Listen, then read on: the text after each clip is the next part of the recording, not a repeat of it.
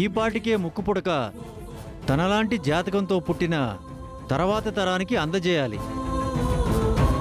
అది చెయ్యలేకపోయారు. ఆమె వల్ల చాలా పొరపాట్లు జరిగాయి. మరి పరిష్కారం ఏంటి? అవని కూతురు అక్షయే పరిష్కారం. ఆ పిల్ల ఒకనాడు అమ్మవారి ప్రసాదాన్ని కూడా తయారు చేయగలిగింది. మీకు గుర్తుందా? ఎందుకు గుర్తులేదు? ఆ రోజు ఆ పాప చేయకపోయి ఉంటే ఆ 7 పంటలే పండేవి కాదు. ఒక్కోసారి ఊరులోని గుడిలోని దేవత అటువంటి పాపను కోరుకుంటుంది. అలాంటి దైవాంశ సంభూతులు శాశ్వతంగా మన ఊరిలోనే ఉండిపోవాలి.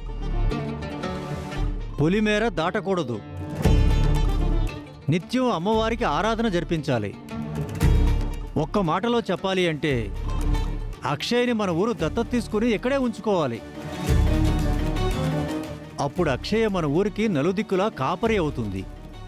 దయ్యం, భూతం, గండం, అరిష్టం అక్షయ్ని చూసి భయపడి వెనుదిరుగుతాయి. అక్షయ్ని తీసుకొచ్చి గుళ్ళో యాగం జరిపిస్తే ఊరికి పట్టిన దుష్టశక్తి పోతుంది. అలా చేయకపోతే గంటకో పూటకో ఒక శవాన్ని చూడాల్సి వస్తుంది. ఇందులో మరో ప్రమాదం కూడా ఉంది. దుష్టశక్తిని తరిమికొట్టే ప్రక్రియలో యాగం జరిపించే అక్షయ ప్రాణం కూడా పోవచ్చు. ఆ పిల్ల ప్రాణత్యాగానికి కూడా సిద్ధపడాలి. ఈ విషయాలన్నీ ఆ కుటుంబం దృష్టికి తీసుకువెళ్ళండి.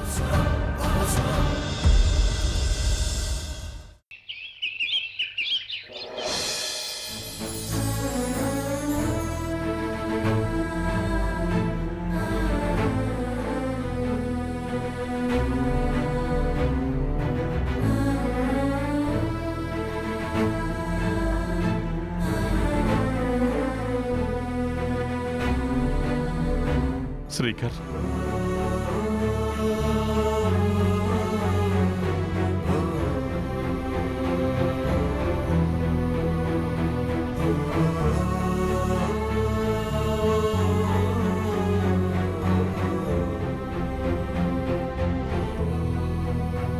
పెద్ద గండం నుంచి బయటపడ్డావు. నిన్నట్నుంచి నీకు ఏమవుతుందోనని ఎంతో భయపడుతూ బ్రతికావు. అయినా నాకు విషయం తెలియక అడుగుతాను. నీకు ఈ అక్షయ్ అంటే ఇష్టం ఉండదు కదా, అలాంటప్పుడు ఆ వసీకర దీన్ని తీసుకెళ్ళిపోతుంటే ఎందుకు నువ్వు అడ్డుపడి ఇంత దూరం తెచ్చుకున్నావు?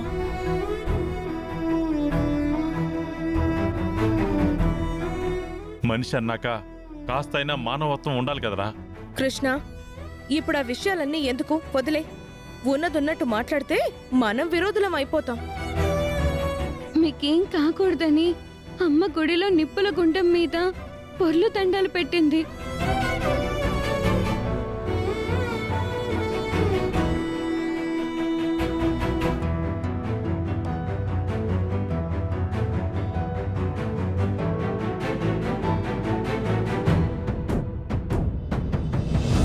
శ్రీకర్, నీకు ఇంకో విషయం కూడా చెప్పాలరా. ఆపరేషన్ చేయడానికి అర్జెంటుగా రక్తం కావాల్సి వస్తే అక్షయ తన రక్తం కూడా ఇచ్చిందిరా. అది ఉపయోగపడలేదు కదా మామయ్య. కానీ చేసిందైతే చెప్పాలి కదమ్మా. అంతేనంటారా? అయితే మిగిలిన విషయాలు కూడా చెప్పండి. మీరు వద్దన్నా ఖచ్చితంగా చెప్తాను. నువ్వు బ్రతకాలంటే 108 సార్లు నీ చెవులో మృత్యుంజయ మంత్రం చెప్పాలని మన స్వామీజీ గారు చెప్పారా. కేవలం అక్షయ చెప్పాలని చెప్పారా. నీ పక్కనే ఉండి ఎంతో ఓపిగ్గా 108 సార్లు చెప్పింది తెలుసా.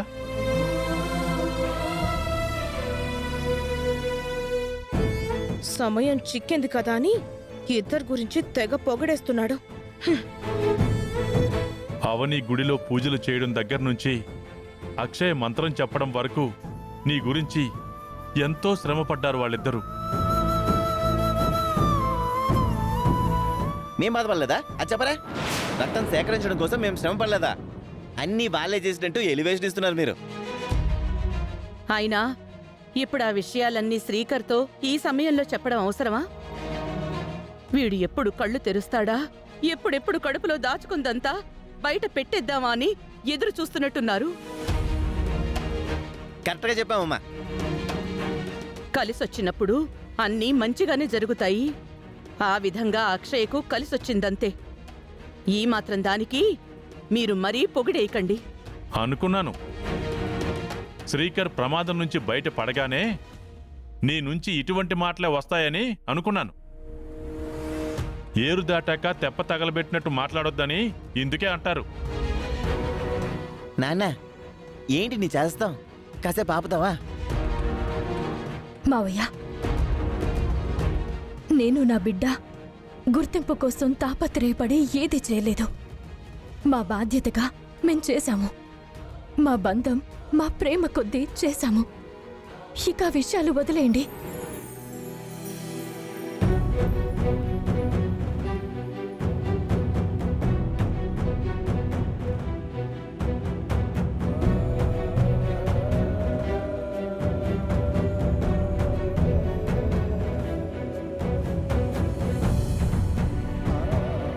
ఏంటమ్మా ఆలోచిస్తున్నావు? నాన్న పిలుస్తున్నాడు, వెళ్ళు.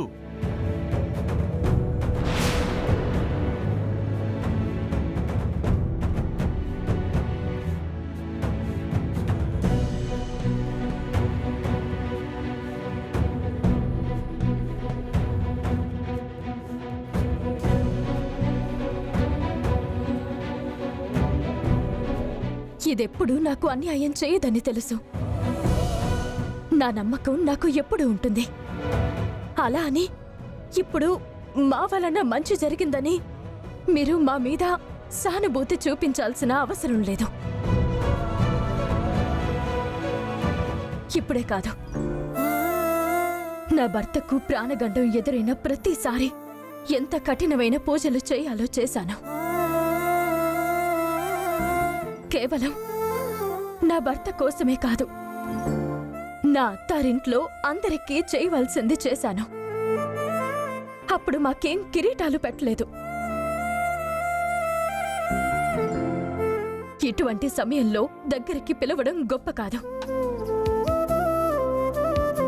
ఈ కాసేపు అభిమానం కురిపించేస్తే మురిసిపోయేవారు లేరు. ఏదైనా సరే నిజాలు తెలుసుకుని మారాలి. అటువంటి మార్పునే మేం కోరుకుంటున్నా. రామ్మ, వెళ్దాం.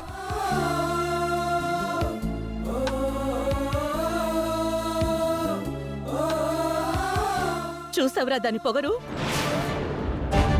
అది తన సెల్ఫ్ రెస్పెక్ట్. పొగరు అంటే అది నీ అజ్ఞానం.